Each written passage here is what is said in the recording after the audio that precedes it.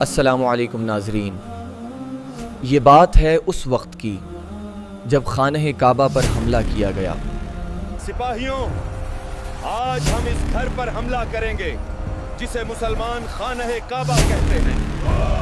ناظرین، یہ وہ لمحہ تھا جب اللہ تعالیٰ کے حکم سے ابابیل نے آسمانوں سے کنکریاں برسا دیں۔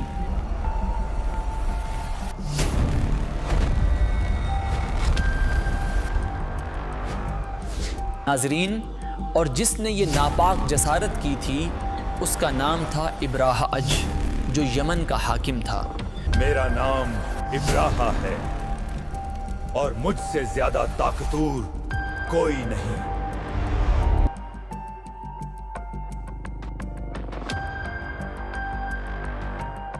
ناظرین کرام، آج ہم آپ کو لے کر چلتے ہیں اس وقت میں جب عرب کی سرزمین پر ایک ایسا لشکر چڑھ دوڑا تھا جس کو روکنے والا کوئی نہ تھا۔ ایک ایسا بادشاہ جس نے ایک ناپاک خواب دیکھا اور پھر اس خواب کی تکمیل کے لیے نکلا اللہ کے گھر کو، خانہ کعبہ کو مٹانے کے لیے۔ لیکن پھر کیا ہوا؟ پرندوں کے چھوٹے چھوٹے جھنڈ آسمان سے اترے اور اللہ نے اپنے گھر کی حفاظت ایسے کی کہ دنیا حیران رہ گئی۔ یہ ہے واقعہ اصحاب فیل، اللہ کی قدرت کا سب سے بڑا نشان۔ چلیے کہانی شروع کرتے ہیں۔ باب اول، عرب کی سرزمین اور خانہ کعبہ کا تعارف۔ ناظرین، کہانی سمجھنے سے پہلے ضروری ہے کہ ہم اس وقت کے عرب کے ماحول کو سمجھیں۔ اس واقعے کے ہونے سے کچھ ہی دن پہلے رسول اکرم صلی اللہ علیہ وسلم کی ولادت ہونے والی تھی۔ پورا عرب خانہ کعبہ کی تعظیم کرتا تھا، حتیٰ کہ وہ لوگ جو بت پرستی کرتے تھے وہ بھی کعبہ کو مقدس سمجھتے تھے۔ خانہ کعبہ دنیا کا سب سے پہلا گھر ہے جو صرف اللہ کی عبادت کے لیے بنایا گیا۔ یہ اللہ کی نشانیوں میں سے ایک عظیم نشانی ہے، اس لیے کوئی بھی قوم، کوئی بھی بادشاہ اگر اس گھر پر ہاتھ اٹھانے کی جرات کرتا تو یہ گویا اللہ کے خلاف اعلان جنگ ہوتا۔ باب دوم، یمن کا بادشاہ ابرہہ۔ اب کہانی کا دوسرا کردار ہے ابرہہ الاحبشی، یمن کا گورنر۔ وہ اپنے دور کا ایک طاقتور، مضبوط اور حد سے زیادہ چالاک حکمران تھا، لیکن طاقت اکثر انسان کو گمراہ کر دیتی ہے۔ اسی طرح یہ شخص بھی غرور میں آ کر وہ کام کرنے نکلا جس کی سزا اسے دنیا میں ہی مل گئی۔ ابرہہ کے دل میں حسد کیوں پیدا ہوا؟ یمن میں اس نے ایک شاندار چرچ بنوایا۔ اس چرچ کا نام تھا کلیس۔ ابرہہ کا خواب تھا کہ تمام عرب خانہ کعبہ کے بجائے اس کے چرچ کی زیارت کریں، لیکن عرب کے دلوں میں کعبہ کی محبت بسی ہوئی تھی۔ ہزاروں سال سے ان کی عبادت کا مرکز یہی گھر تھا۔ ایک دن کچھ عرب نوجوانوں نے چرچ کی بے حرمتی کر دی۔ مورخین لکھتے ہیں کہ انہوں نے غصے میں آ کر وہاں گندگی ڈال دی۔ ابرہہ آگ بگولا ہو گیا اور اس نے غرور میں اعلان کیا، میں اس بے حرمتی کا بدلہ لوں گا، میں کعبہ کو زمین سے مٹا دوں گا۔ یہ اعلان ایک نئی تباہی کی بنیاد بن گیا۔ باب سوم، ابرہہ کی ہاتھیوں والی فوج۔ ناظرین، کہانی اب دلچسپ بھی ہو رہی ہے اور خوفناک بھی۔ ابرہہ نے ایک بہت بڑی فوج تیار کی، قریب 1,00,000 سپاہی، اور ان کے ساتھ ایسے جانور جنہیں عرب نے کبھی نہ دیکھا تھا، ہاتھی۔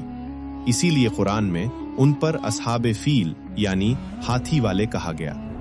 فوج میں سب سے بڑا ہاتھی تھا محمود، ایک مضبوط، خوفناک اور تباہ کن ہاتھی۔ اس کا کام تھا مکہ میں داخل ہو کر خانہ کعبہ کی دیواریں گرانا۔ عرب لوگ ہاتھی دیکھ کر خوف زدہ تھے، انہیں معلوم بھی نہیں تھا کہ یہ کیسا جانور ہے۔ یہ لشکر طاقت اور غرور کا پہاڑ تھا جس کے آگے کوئی کھڑا نہیں ہو سکتا تھا۔ باب چہارم، مکہ کے لوگ کیا کریں؟ سوال یہ تھا، مکہ کے لوگوں کے پاس نہ فوج نہ ہتھیار، تو وہ کیا کریں؟ قریش کے سردار تھے عبد المطلب، رسول اللہ صلی اللہ علیہ وسلم کے دادا۔ ایک دن وہ خانہ کعبہ کے قریب آئے، اس کے پردے پہ پکڑے اور اللہ سے یہ دعا کی، اے رب، یہ گھر تیرا ہے، اس کے دشمنوں سے اس کی حفاظت بھی تو ہی کرے گا۔ ناظرین، یہ جملہ تاریخ کا رخ بدلنے والا تھا۔ عبد المطلب نے اعلان کیا، ہم ابرہہ سے جنگ نہیں کریں گے، یہ اللہ کا گھر ہے اور اللہ ہی اس کی حفاظت کرے گا۔ یہ توکل کمزور مکہ والوں کو ایک ناقابل شکست طاقت دے گیا۔ باب پنجم، عبد المطلب اور ابرہہ کی ملاقات۔ ابرہہ جب مکے کے قریب پہنچا تو اس نے عبد المطلب سے ملاقات کی خواہش کی۔ अब्दुल मुतलिब उसके सामने आए तो अब्रहा उनकी हैबत से हैरान रह गए। अब्रहा ने कहा, मैं काबा को गिराने आया हूं, तो मुझे रोक तो नहीं सकते, क्या चाहते हो? अब्दुल मुतलिब ने सुकून से जवाब दिया, मैं सिर्फ अपने ऊंट चाहता हूं जो तुम्हारे आदमियों ने पकड़ लिए। अब्रहा हंस पड़ा और तंजन बोला, मैं तुम्हारे मजहबी घर को गिराने आया हूं और तुम्हें इसकी फिक्र ही नहीं। अब्दुल मुतलिब ने वो तारीखी जवाब दिया जिसने अब्रहा के गुरूर को चुकनाचूर कर दिया। मैं ऊंटों का मालिक हूं, काबा का मालिक अल्लाह है, वो खुद इसकी हिफाजत करेगा। नाजरीन, ये जुमला अल्लाह की कुदरत का ऐलान था। बाब शशुम, हमले की रात। अब्रहा ने हुक्म दिया, सुबह होते ही हमला होगा, लेकिन अगली रात अजीब वाकयात होने लगे। हाथी महमूद रात भर चल नहीं सका, फौज में खौफ फैल गया, जानवर बीमार होने लगे, मगर अब्रहा बजिद था, कल सुबह किसी भी कीमत पर हमला होगा। बाब हफ्तुम, हाथी महमूद का रुक जाना सुबह हुई, फौज तैयार हुई और महमूद को आगे लाया गया, लेकिन जैसे ही उसे खाना काबा की तरफ मोड़ा गया, वो बैठ गया, उठने का नाम ही नहीं लिया। किसी और सिमत मोड़ो तो फौरन चल पड़ता, लेकिन काबा की सिमत बस वहीं रुक जाता। फौज हैरान, अब्रहा गुस्सा में पागल। नाजरीन, जानवर भी जान चुका था कि वो किसके घर की तरफ बढ़ रहा है। अल्लाह ने उसके दिल में रौब डाल दिया था। बाब हिश्तुम, अबाबीलों का नुज़ूल।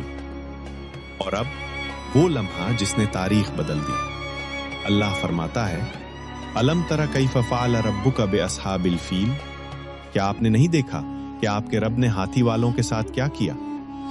नाजरीन, अचानक आसमान पर छोटे छोटे तेज रफ्तार परिंदे नमूदार हुए, झिंड के झिंड। उनका नाम था अबाबील। हर परिंदे के पास 3 कंकरियां थीं, एक चोंच में, 2 पंजों में, और जूं ही वो लश्कर के ऊपर पहुंचे, उन्होंने वो कंकरियां बरसाई। वो कंकरियां हवा में गोली की रफ्तार से चलती थीं, जिस पर लगती उसका जिस्म चीरती हुई गुजर जाती। नाजरीन, दुनिया का ताकतवर तरीन लश्कर चंद लम्हों में मिट्टी में मिल गया। बाब नुहम, अब्रहा का अंजाम। अब्रहा भागा, लेकिन एक कौंकर उस पर भी गिरा। उसका जिस्म गुलने लगा, गोश्त झड़ने लगा, और वो रास्ते में ही अपने अंजाम को पहुंच गया। उसका गुरूर, उसका नापाक इरादा अल्लाह के गजब में बदल गया। बाब दुहम, अल्लाह की कुदरत का ऐलान। ये वाकया पूरी दुनिया के लिए पैगाम बन गया। अल्लाह अपने घर की हिफाजत खुद करता है। ना कोई ताकत, ना कोई बादशाह उसकी तकदीर को बदल सकता है। इसी साल को अरब ने आमुल फील, हाथी वाला साल कहा। इसी साल रसूलुल्लाह सल्लल्लाहु अलैहि वसल्लम की विलादत हुई। नाज़रीन इकराम, यो थी हमारी आज की वीडियो। अगर आपको ये वीडियो अच्छी लगी हो तो चैनल को सब्सक्राइब करें, वीडियो को लाइक करें और इसे अपने दोस्तों के साथ लाजमी तौर पर शेयर करें। और कमेंट सेक्शन में ये बात लाजमी बताएं अगली वीडियो किस टॉपिक पर आनी चाहिए, क्योंकि अगली वीडियो कुछ ऐसा लेकर आ रही है जो आपने पहले कभी नहीं देखा। तब तक के लिए इजाज़त दीजिए। अल्लाह हाफ़िज़।